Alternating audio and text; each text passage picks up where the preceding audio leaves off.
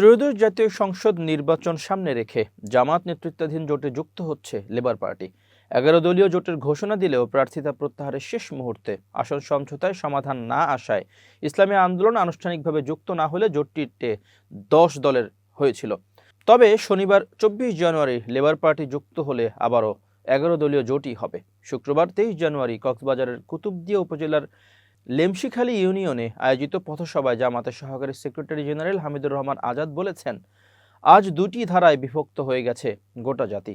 একদিকে বাংলাদেশের 11টি নিবন্ধিত রাজনৈতিক দল, আপনারা প্রশ্ন করতে পারেন 10 দল। আমি আগাম ঘোষণা দিলাম কাল আরও একটি দল যুক্ত হবে।